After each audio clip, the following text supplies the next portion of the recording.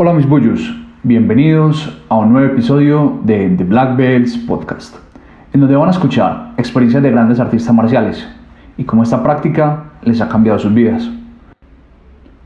Hoy tendremos un episodio muy especial con el maestro de mi maestro, Pedro Fleitas González, una de las primeras personas en difundir las enseñanzas de Hatsumi Sensei por todo el mundo, y en su tiempo fue nombrado uno de los 4 chitenos europeos. Muchísimas gracias, Pedro, por aceptar esta invitación. Bienvenido. Primero que nada, te quería dar las gracias por esta iniciativa. Es un placer poder colaborar siempre contigo. Realmente no tengo mucho que decir, ¿no? He leído las preguntas y no tengo mucho que decir. He escuchado también mucho de los podcasts que has hecho, y la verdad es que las personas que hablan en ellos son maravillosas personas, y profesores ya lo han dicho todo. Yo digo que, o diría quizás, que mi palabra se plasma en el tatami. El tatami como una forma de encuentro, ¿no? Y es en el tatami, en ese lugar donde el movimiento y el no movimiento coexisten, ¿no? Las palabras son muy poderosas, aunque sí es cierto que pierden todo valor si no se acompañan de acciones. Y es justo eso, el tatami, lo que nos permite, ¿no? Donde aprendemos a ubicar lo que se dice y lo que se hace, y aparece el símbolo de la complementación. No, Pedro, por favor, realmente para mí es un placer tenerte aquí, y ojalá muy pronto seguir aprendiendo de vos en el tatami. Bueno, Pedro, vamos con la primera pregunta. ¿Vos pensás que todas las personas deberían entrenar artes marciales? No hay una razón que justifique por qué los seres humanos deban, como algo impositivo, entrenar artes marciales. Es algo así como plantearse por qué los seres humanos deberían beber agua, y enfrente una cuestión como por qué los seres humanos deberían nadar en la ducha. No es necesario. Aunque en la mente más primitiva del humano, las artes de combate, el luchar, el defender, el atacar, el esconderse, es algo que está siempre impreso en ella. Es obvio, ¿no? Las artes justamente lo que hacen es atenuar y organizar esas respuestas, a veces adversas hacia no solo los demás, sino hacia uno mismo. No hay una razón, simplemente es una forma de convertir en un proceso, un sistema, las reacciones naturales de nuestro cuerpo. Súper chévere eso que nos dices ahí, Pedro. Bueno, ¿y cómo y por qué iniciaste a practicar artes marciales Bujinkan? Ante tu pregunta, ¿cómo y por qué iniciaste la práctica de las artes marciales Bujinkan? Mira, yo practiqué otras artes marciales anteriormente, como el taekwondo, pero principalmente practiqué Shorinji Kempo, ¿no? Un arte marcial japonés. Shorinji Kempo significa Kung Fu de Shaolin, ¿vale? Kempo es Kung Fu y Shorinji es Shaolin, que fue creado por Do Shinzo, que estuvo en el tiempo de guerra en China, conoció estas artes en China. Cuando llegó a Japón se encontró pues una sociedad japonesa doblegada por el tema de la guerra, y entonces creó el Shorinji Kempo, en el cual siempre es un arte marcial no competitivo, en el cual pues tiene parte también medicinal, tiene una parte de meditación, bueno, lo que normalmente suele llevar un arte marcial, ¿no? Pero llegado un momento me sentí que, aún siendo joven, me sentí como que estaba enclaustrado en una serie de acciones repetitivas que no me permitían ni un 1% de creatividad, nada de espontaneidad. Y comencé otra búsqueda, con respeto, con cariño, aunque me encantaba, como te digo, el Shorinji Kempo. Tengo muy buenas memorias sobre la práctica del Shorinji Kempo. Practiqué full contact posterior, cuando todavía no había llegado a Canarias el kickboxing. Practicamos full contact y competí alguna vez de forma amateur, y así buscando y encontrando me enteré de la noticia de un curso de ninjitsu en aquel momento, impartido por Bob Fitzmunte, ya fallecido, que fue mi maestro durante un tiempo. Él fue el introductor de la Bujinkan en Europa. Entonces daba un curso en Cataluña, y yo me acerqué y ahí empezó todo. Yo me acerqué y no sé si recuerdo año y algo, pues ya él vino a Canarias y durmió en mi casa en un par de ocasiones, por lo cual pude estar muy cerca de él durante mucho tiempo. Yo lo considero que fue un caballero y es un caballero de la Bujinkan.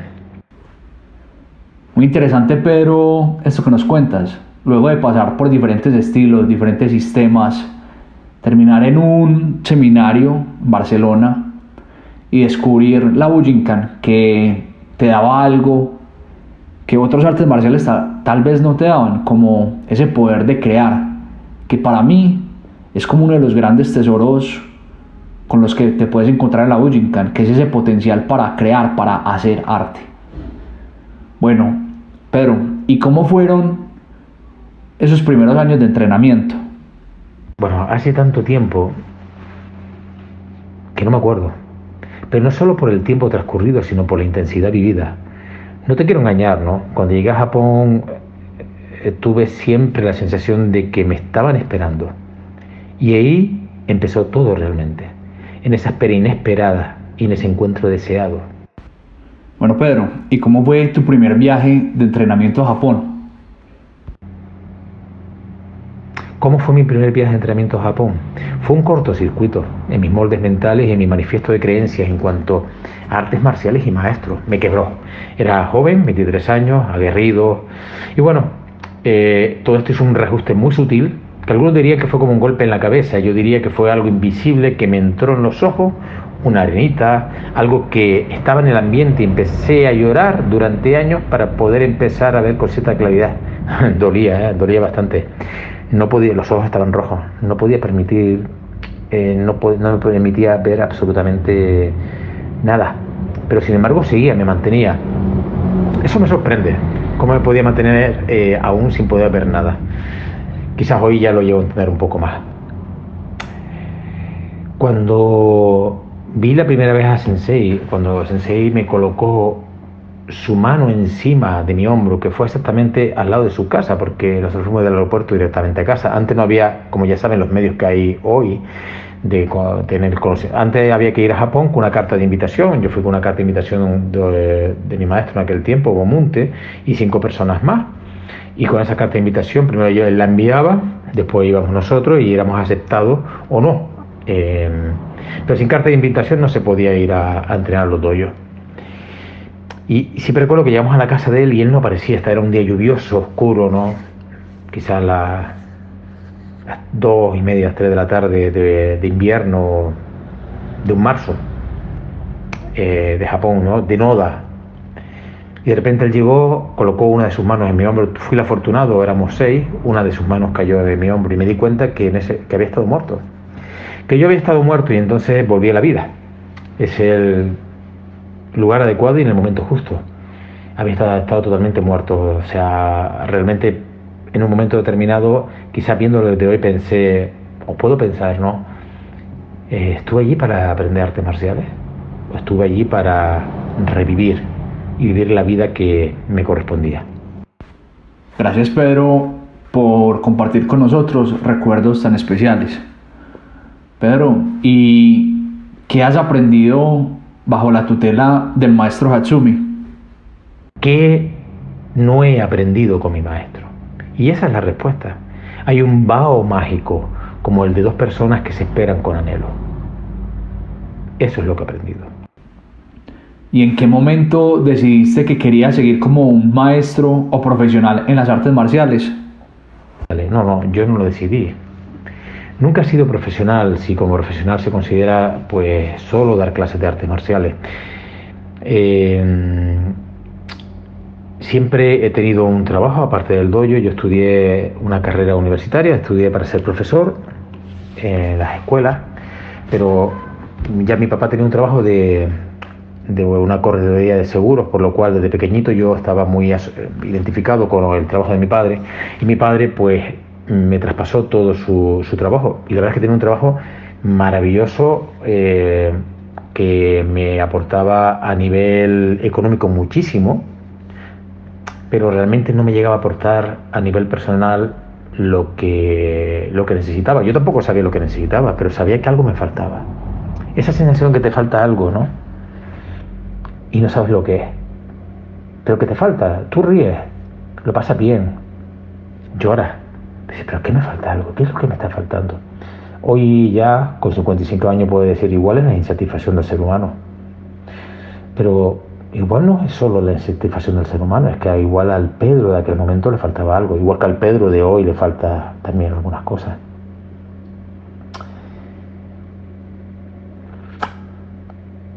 nunca he vivido de las artes marciales. Siempre he tenido un trabajo. Si no de una cosa, pues si no de lo otro, si no, pues ya me convertiré, como no estaba en condiciones de estudiar medicina, pues me convertí en terapeuta y me formé. Me formé muy básicamente al principio y luego la vida me permitió viajar para impartir seminarios, viajar a Japón, y siempre iba en mi maleta de mano, siempre iban todos mis estudios para formarme. Me formé y estudié en los aviones. Esa fue mi universidad, si podemos decirlo de alguna forma. Todo lo estudiaba, era donde tenía tiempo, donde no había distracciones, donde me podía concentrar. Sí es cierto que cuando decidí, porque es una decisión, nadie me obligó, viajar más, había muchas personas que me invitaban de diferentes partes primero, o sea, de España, luego de otros países. Yo a veces me preguntaba que por qué. Pues eso hizo que no solo el tener que viajar a otros países, sino también como viajaba a Japón, porque iba a entrenar con mi maestro, que es lo que realmente a mí me gustaba, y luego era solicitado en otros lugares para lo que había estudiado con mi maestro poder mostrarlo, tuve que cambiar ciertos aspectos de mi vida, ¿no? Porque eso ese tipo de vida generó hasta hace muy poco un sacrificio de una índole multisectorial que es muy difícil de soportar realmente, ¿eh? Si cualquiera de ustedes me dijeran que le gustaría hacerlo, yo le diría, pues claro, ya lo verán más adelante en las respuestas que le voy a dar. Elige, tú decides. Pero no es el momento. También si me lo preguntaras de corazón a corazón, te diría no es necesario. Quizá en aquel momento fue necesario, pero ahora no es necesario. En aquel momento nos conocí muchísima gente, había años que conocía en seminarios hasta 2000 personas. Siempre me acuerdo de aquel chaval joven sin conocimiento de inglés, sigo sin tenerlo, que nació en un pueblo pequeñito, de una isla pequeñita entre Europa y África, viajando por el mundo y teniendo enfrente a personas que realmente tienen unos conocimientos impresionantes, unas historias personales impresionantes, gente que había realmente estado en situación de combate real. Y yo me preguntaba, ¿qué estoy haciendo yo aquí en estos momentos? Y siempre cuando me preguntaba eso recordaba a mi maestro diciendo, Pedro, no piense, no think, keep going. Y hacía eso, no pensaba demasiado, iba adelante. Y así ha sido hasta hoy. Pero sí, ha sido un esfuerzo muy importante a nivel multisectorial, que es necesario para el crecimiento, pero no todo el mundo lo tiene que hacer de la misma forma. Cada persona, cada ser humano, cada uno de ustedes tiene su propia historia. Ahora, cómo adornen su historia, depende de ustedes.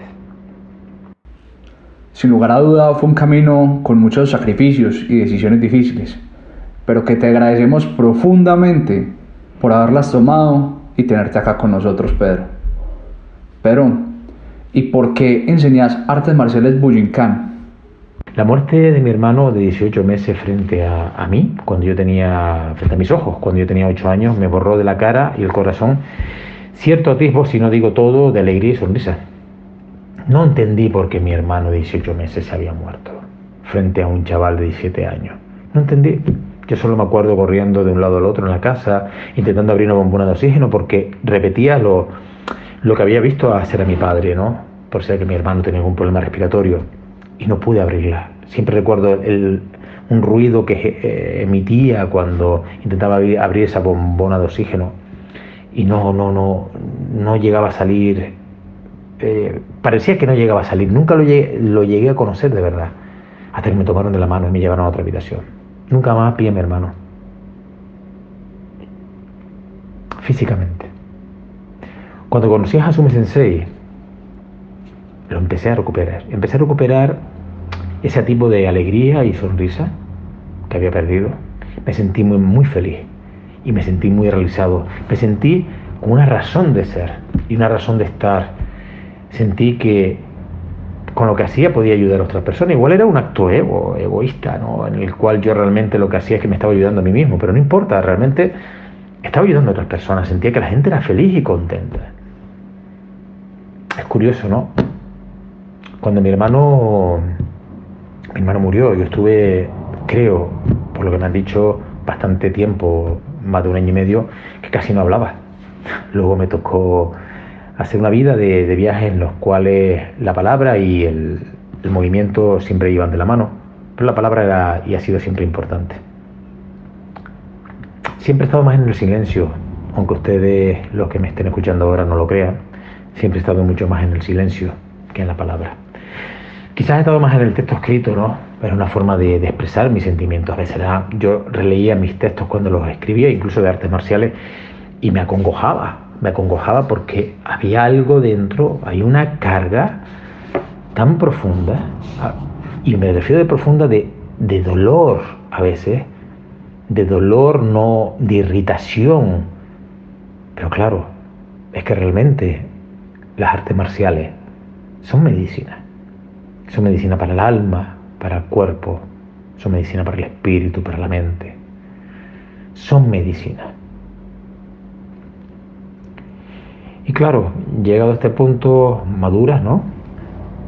Y dices, y te preguntas, a ver, ¿por qué no compartir este tesoro que hemos recibido con quien eliges que sean tus alumnos y alumnas?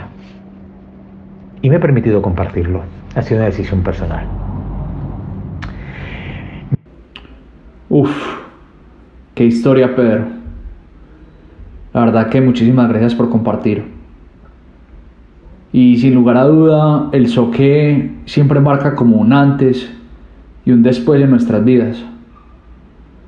Pero ahora quiero preguntarte, ¿cómo llegaste a dar seminarios por todo el mundo? Pura invitaciones, primero en diferentes lugares de España, Canarias, y así comenzó por el continente americano, ya saben ustedes, de norte a sur, pasando por Centroamérica, por todos los países de Europa, Nueva Zelanda y, como no, Japón. Eso fue uno de los mayores impactos. Sí, porque Europa e incluso América del Sur, lo interesante de esto es que hay algunos países, los menos, que estuve 1 o 2 veces, pero en muchos países estuve repitiendo el proceso durante muchísimos años. En algunos países que estuve enseñando 10, 15, algunos incluso 18 años. Algunos países que iba 2 y 3 veces al año.